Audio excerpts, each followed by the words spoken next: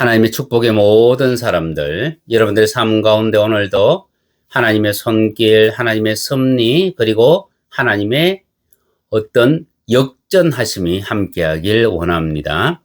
오늘 보좌를 경험하려 123쪽인데요. 순종의 방해물 두 번째입니다. 첫 번째는 제가 자라고 말씀을 드렸고, 그리고 오늘은 수치입니다.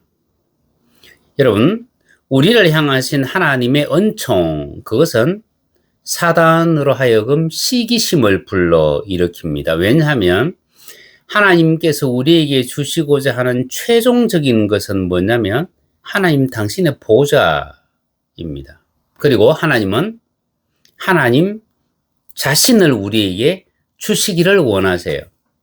그런데 이 하나님의 보좌, 이것은 사탄이 그 자리를 가지고 싶어서 천사들을 3분의 1 동원해서 대적했다가 실패했던 곳이 바로 그 보좌이고요. 하나님과 같이 되고자 했던 그 사단이었는데 하나님은 도리어 하나님 자신을 우리에게 주시려고 한다 이 얘기죠. 그러면 우리는 하나님의 은총 속에 있지만 또 다른 한편으로 보면 사단의 엄청난 경쟁자예요. 그죠? 그러면 과연 사단이 우리를 그냥 둘까?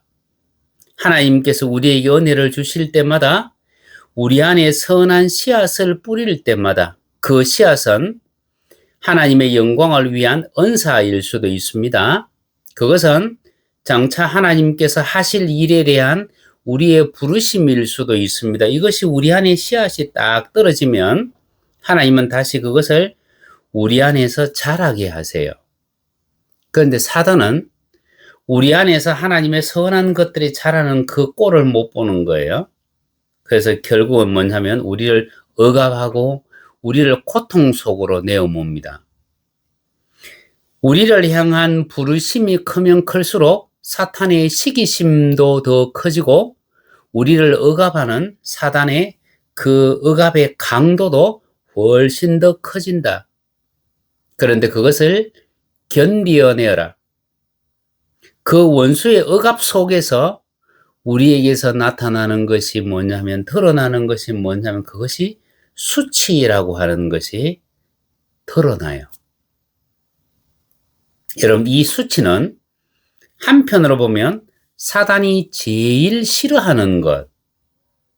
그런데 또 한편으로 보면 이 수치를 통해서 우리 안에 숨어있던 사탄이 드러나고 제거된다 그러면 우리는 이 수치를 감내할 수 있어야 됩니다. 그래서 하나님께서 뿌리신 씨앗은 자라서 땅을 정복하고 다스릴 것이며 우리를 정복합니다. 그리고 우리를 다스립니다.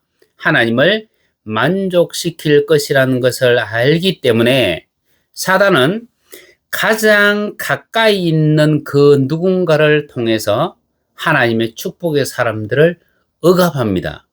억압할 뿐만 아니고 먼저 와서 대기하고 있습니다. 그래서 여러분, 하나님이 번제물을 받으신 아벨보다 가인이 먼저 태어나서 지금 딱 대기하고 있습니다. 아벨을 죽이기 위해서. 하나님의 씨로 여김 받은 약속의 자녀 이삭보다 육신의 자녀인 이스마엘이 먼저 딱 태어나서 이삭을 희롱합니다. 하나님께서 사랑하시는 야곱보다 하나님이 미워하시는 에서가 먼저 딱 태어나서 축복을 가르치려고 합니다. 여러분, 이것이 우리의 신앙의 여정 속에서는 보이는 모습으로 또는 보이지 않는 모습으로 계속 반복되어진다. 하나님께서 우리에게 주신 그 모든 은총을 빼앗아 가기 위해서 먼저 다가와서 준비하고 있는 원수가 있다는 것을 아셔야 돼요. 그래서 항상 하나님 앞에서는 우리의 마음을 반듯하게 할 필요가 있습니다. 육신을 타고 태어난 자와 하나님의 성령을 쫓아 태어난 자 사이에는 적개심이 있습니다. 하나님의 택하심을 입은 씨앗들은 그것이 일이든 사람이든 상관없이 땅에 속한 사람들의 마음에는 결코 좋게 보이지 않습니다. 왜냐하면 우리는 다른 법 아래에서, 다른 체제 아래에서 다른 방법으로 살아가고 있기 때문입니다. 여러분, 수천만 명이 똑같은 죄를 짓고 있는데 그 중에 한두 사람이 죄를 짓지 않고 선하게 살아가요. 그러면 그 죄를 짓고 있는 수천만 명이 선하게 살아가는 이 한두 사람을 그냥 둘까? 결코 그냥 두지 않습니다. 왜냐하면 이 두 사람을 통해서 자신들의 뭐가 드러나기 때문에, 죄악이 드러나기 때문입니다. 그래서 이 땅을 살아가는 동안 정말 하나님의 말씀대로 살아가려고 하면 부단히 힘들고, 동시에 원수는 계속해서 억압한다. 여러분, 죄를 지어서 억압을 받는 것이 아니고, 핍박을 받는 것이 아니고, 죄를 지지 아니했기 때문에 억압을 받고 핍박을 받아요. 그것이 영적인 삶입니다. 그래서 육신으로 난 것들은 영으로 난 것들을 핍박하는 것이 자신들의 일이라고 생각을 해요.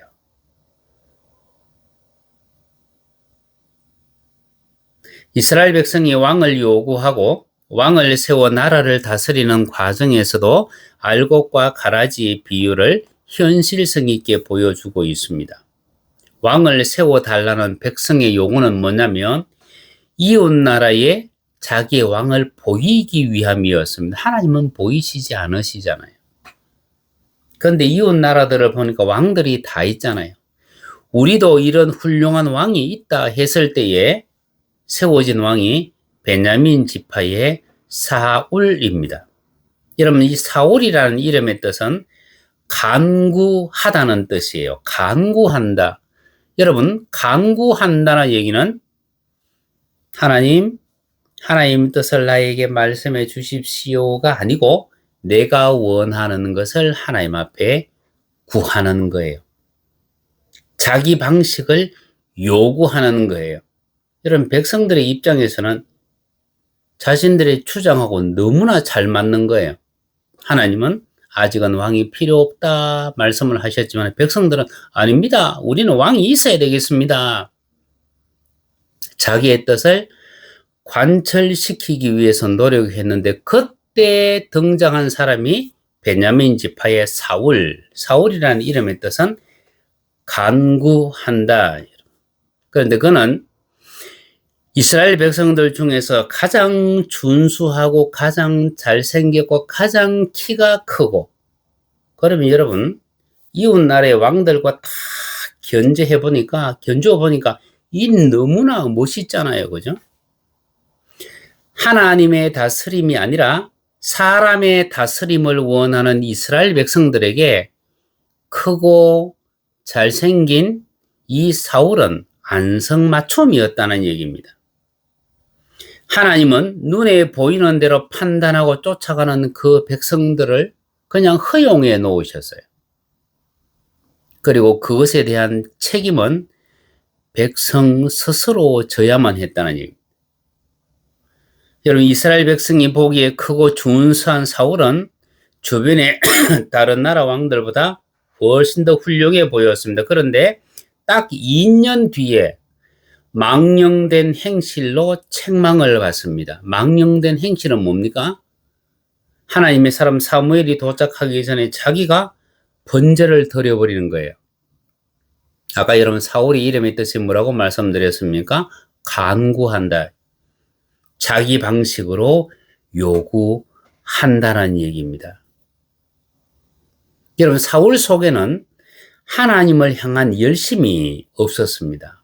그가 왕으로 머무는 40년 동안 저 기랏 여아림에 있는 하나님의 법궤를 실로에 있는 성막으로 옮길 생각을 한 번도 한 적이 없어요. 그리고 자기가 필요할 때 법궤를 가져오라 이렇게 명령을 했던 사람이 사울이에요. 이 사울은 하나님 앞에 망령된 행실로 책망을 받은 후에 무려 38년 동안 계속해서 왕위에 있습니다. 그 왕위에 있으면서 끊임없이 했던 일이 뭐냐면 하나님의 사람들을 핍박하고 기름 부음 받은 다윗을 제거하기 위하여 애쓰는 일에 가장 많은 열정을 쏟아내었다. 여러분, 하나님께서 세우신 왕이잖아요. 하나님의 선민 이스라엘 백성들을 본인이 통치하고 있잖아요. 그런데 실로에 있는 하나님의 성막은 비어 있잖아요. 법궤는 기랏 여아림에 있잖아요. 그런데 이것을 실로로 옮길 생각을 한 번도 한 적이 없다. 왜 옮기지 않느냐? 자기가 왕노릇을 해야 되기 때문에. 내가 하나님보다 앞서기를 원하고 내가 하나님보다 높임 받기를 원하고 사람들에게 인정받기를 원하면 하나님의 말씀에 순종할 수 없습니다.